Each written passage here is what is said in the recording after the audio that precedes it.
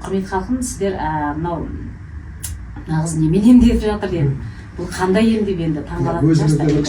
Мен түсіндірейін, мен Тұрсынғұл Әсемхан, себепті нүкте емдеу тәсілінің негізін қалаушысымын. Қазір қазақ елімізде, өз елімізде 8 жыл болды не істеп жатқанымызға.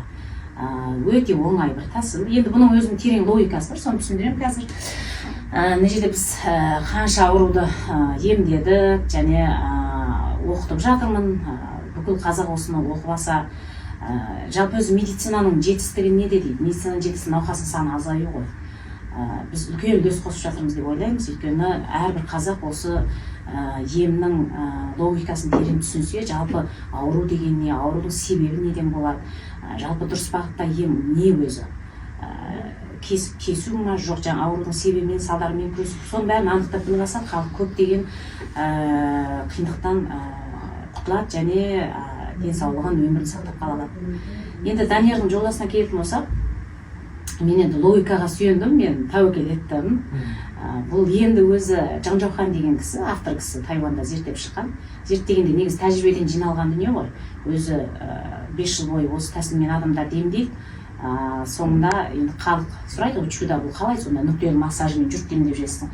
Енді логикасын түсіндіре теория жазып шығады. Бұл себеп нүкте емі өзі үлкен жағынан айтқанда аурудың себебімен күресу тәсілі. Кіші жағынан айтқанда адамның денесінде ауруды тудыратын бір блокталған точка, нүкте. Біз сол нүктені ашып береміз, біздің мамандар, яғни менің орталығымдағы шеберлердің істейтіні сол адам денесіндегі автор кісінің тауып қойған бір ерекше блоктарлығын ашып беріп, содан кейін науқастың өзі қуатын өзі жинауға кішкене қадағалау жұмысын жасайды, яғни жылу қуатты күшейту. Опықыл тұр ғой, жазылмады ғой деген сұрақ келеді ғой сіздерде. Ең бастысы мен жаңа басында сұрап жатқаным сол. Өзі ауырды ма, ауырған жоқ па? Адам негізі ауырғаннан кейін барады емес пе? Емге. Ауырмасаң неге барасың?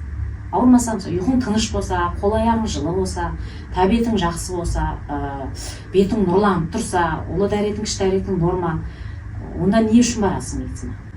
Мына жерде осындай сұрақпен көп адам білмейді екен.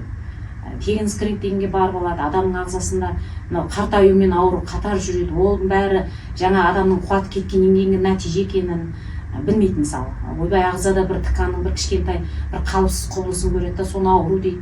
Содан кейін адам ауырып қалғаннан кейін беріп жатқан симптом ол ауру.